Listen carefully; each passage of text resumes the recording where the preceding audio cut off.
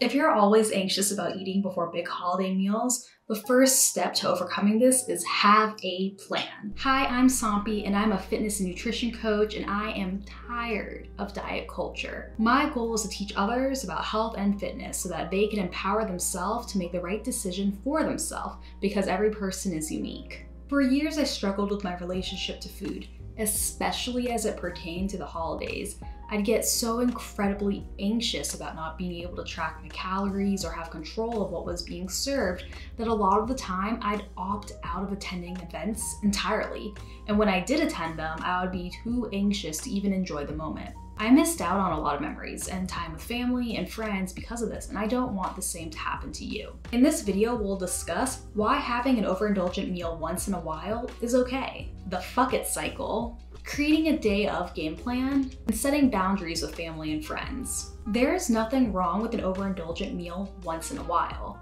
You do not need to work off your Thanksgiving meal with extra cardio or a juice cleanse. Holiday food is still just food. The calories don't 5x just because it's Christmas. Turkey has the same nutritional value all year round. For just a 1 pound increase in body weight, you would need to consume 3,500 extra calories. That's the equivalent of 15 servings of mashed potatoes, or 7 servings of turkey, or 10 servings of pumpkin pie. What I'm saying is that's a lot of food for just 1 pound. But Sampi, my scale always goes up the day after Thanksgiving. Yes, there's a good chance it may, but that's not necessarily because you've gained fat. In fact, it's unlikely that it's because you've gained fat. Again, you'd need to have consumed 3,500 extra calories. When the scale goes up after a big meal, it's likely that's just water weight. We retain water for a variety of reasons, but in relation to something like Thanksgiving or Christmas, this is because there are often foods high in sodium and high in carbs. Once you go back to eating how you normally eat, your scale weight will likely go back to normal. If you know that you have anxiety around scale weight, chuck it during the holiday months. You don't need that additional stress. Remember, you are what you do most of the time. Eating off plan once in a while in the big scope of things is not going to heavily impact your fitness journey, and in a lot of ways can be really beneficial for anyone healing their relationship with food. Remember, the holidays are about spending time with people you love. The holidays aren't really about eating, but spending time with loved ones. You're all there to enjoy each other's company. Food isn't just macros or calories, it's an expression of culture, love, family. And times like the holidays can really help us remember that food is so much more than good or bad. It's life. When people mess up around the holidays, I don't think it's any one meal that causes it. It's usually because they partake in what I like to call the fuck it cycle. And trust me, I've been there. Let me know if this sounds familiar to you. People will heavily restrict leading up to the week of an event. When the event finally comes, they are starving, so they overeat. Sometimes it may be of their own accord, or maybe they've had alcohol and their inhibitions are extra low and they eat practically to the point of it being painful. The next day, they may feel a sense of guilt and say, fuck it. That one meal may turn into a second fuck it meal, into a third fuck it meal, and next thing you know, they've gone completely off track and completely lost any sight of healthy and have given up. And really, this has nothing to do with objectively eating bad. This cycle tends to happen when you allow yourself to do something that was previously restricted to you.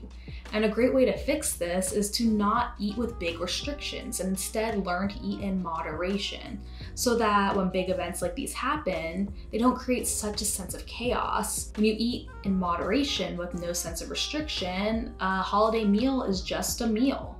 If you'd like to learn more about reaching your fitness goals without restrictive dieting, subscribe to me. It's something I'm really passionate about. Not everyone has healed their relationship with food to the point that they can eat in moderation. So that's why I think it's great to come up with your holiday game plan. First, what you're doing before the event. Really, there are 2 plans, and this will be different for each person, and you need to make the decision that's best for you. You can fast before your big meal. For a lot of people, your body will regulate while eating the meal, and you'll eat a somewhat larger normal meal, but nothing excessive. If you're someone with a history of disordered eating, specifically binge eating, I would not recommend fasting. You are likely to overeat and begin the fuck it cycle. Instead, I recommend that you eat your regularly scheduled meals throughout the day with an emphasis on high protein meals because high protein tends to be more satiating. An example of this game plan could be breakfast is oatmeal with a scoop of protein powder, a midday snack is almonds and grapes, lunch a big salad with grilled chicken. By the time your holiday meal comes around, you can just eat normally because you're not starving. Second, what you're eating at your meal. I don't believe you need to eat healthy alternatives. Oftentimes they are just not as satisfying as holiday goodies. First, put on your plate what you're most excited for. Usually these are foods that bring nostalgia, or you only have it once a year. For me, this is stuffing or sweet potato casserole. Put these on your plate first so you can eat your favorites before you get too full. While eating, be present in the meal. Don't eat mindlessly. Chew your pieces of food thoroughly and savor the flavor of each dish. Oftentimes, when presented with a large amount of food, we'll shovel it into our mouths and not actually take the time to enjoy what we're eating. Third, wait 15 minutes before getting seconds.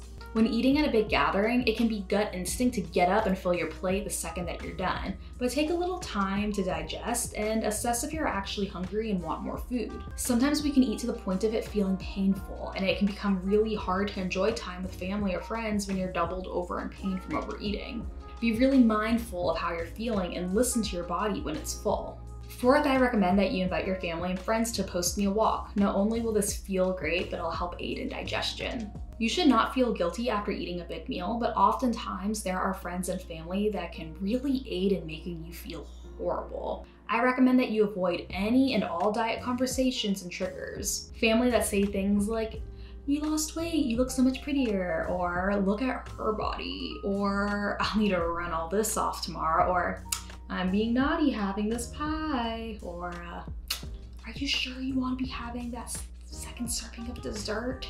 Avoid these conversations. People who tend to comment on what you or other people are eating are likely projecting their own unhealthy relationship with food onto you. You're not being naughty going for food. It's okay to communicate your boundaries. It's also okay to call people out who don't respect your boundaries.